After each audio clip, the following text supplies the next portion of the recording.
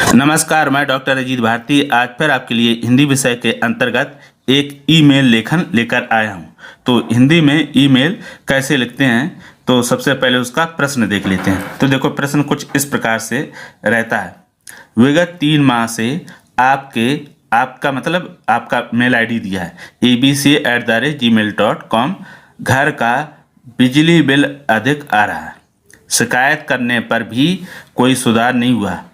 बिजली अधिकारी शिमला बिजली निगम @gmail.com को ईमेल लिखिए। ठीक, तो देखो, इसमें भी पत्र विज्ञापन संदेश की तरह सबसे पहले तो आप ये समझ लो कि हमें पत्र लिखना किसको है, तो बिजली अधिकारी को, यानी बिजली विभाग को। लिख कौन रहा? आप। समस्या क्या है? अधिक बिल आने का कारण।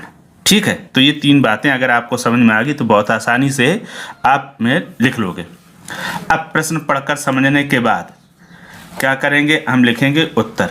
आप उत्तर लिखने के बाद लिख दो अधिक बिजली बिल की शिकायत हेतु, और अगर और चाहो तो आगे लिख दो हेतु ईमेल।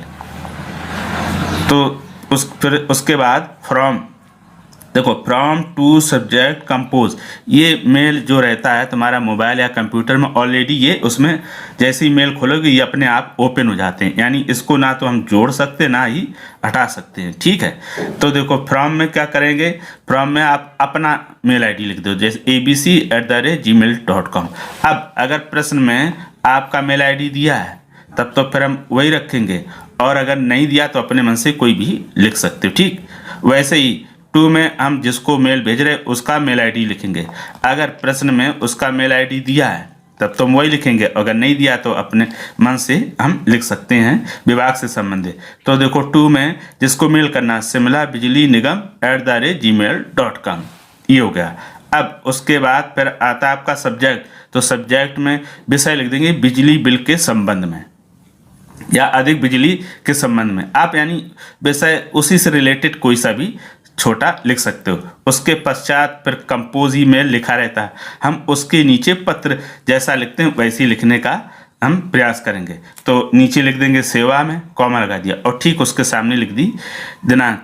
तो दिनांक क्या है, 6/9/2000, और 2x इसलिए बना दिए ताकि क्या रहता है, हम कभी भी क्या सही दिनांक डेट नहीं लिखेंगे। ठीक है, तो काल्पनिक, जब हम परीक्षा में या कॉपी में लिखेंगे तो हमेशा ऐसे ही छिपा लेंगे असली डेट, और जब हम वास्तव में लिखेंगे मेल तब हम पूरा सही सही लिखेंगे। अब उसके पश्चात सेवा में के नीचे लिख देंगे मुख्य अभियंता, है ना, क्योंकि अधिकारी यहीं से शुरू होते, मुख्य अभियंता जो बिजली विभाग का, शिमला बिजली निगम हिमाचल प्रदेश, ये हो गया। उसके पश्चात फिर लिख दो महोदय, महोदय के बाद कॉमा लगा दें, और उसके नीचे लिखेंगे उपर्युक्त विषय के संदर्भ में विनम्र निवेदन है कि मेरा नाम का है।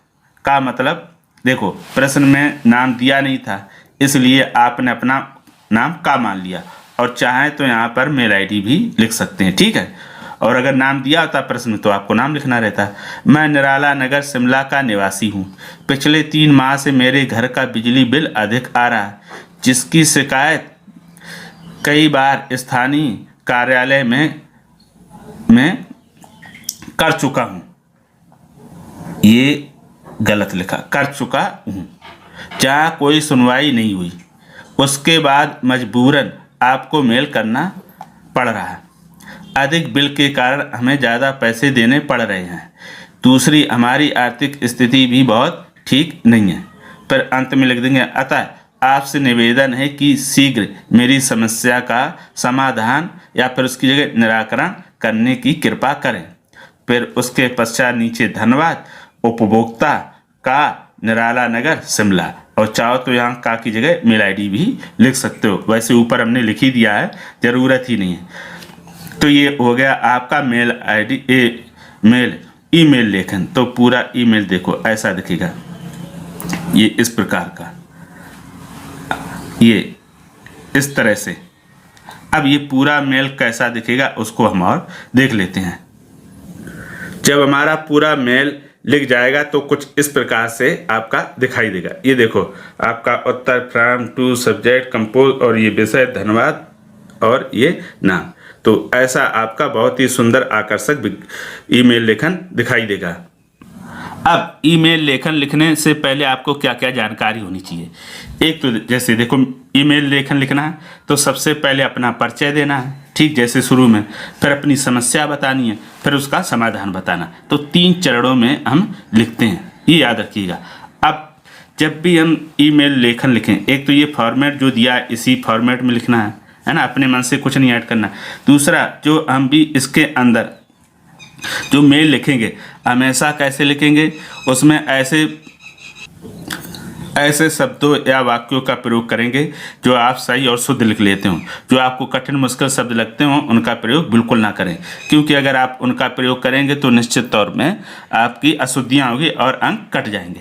तो ये एक बात ध्यान रखना, ठीक है। अब इसका अभ्यास कैसे करेंगे, तो आप क्या करो, पहले इस ईमेल को आप देख कर 2 बार अपनी कॉपी में लिख लो, ठीक है, फिर तीसरी बार बगैर देख कर लिखो। ऐसे ही आप दूसरे विषयों का भी अभ्यास कर सकते। तो एक ही दिन में, कुछ ही घंटों में आप विज्ञापन लेखन वो ईमेल लेखन लिखना सीख जाएंगे, ठीक है। तो फिर आप बताइएगा कि ईमेल लेखन ये कैसा लगा। अगर किसी प्रकार का कोई डाउट हो तो हमें कमेंट करके अवश्य बताइएगा। तो फिर आज के लिए इतना ही। अब हम फिर मिलेंगे किसी नए विषय के साथ, तब तक के लिए धन्यवाद।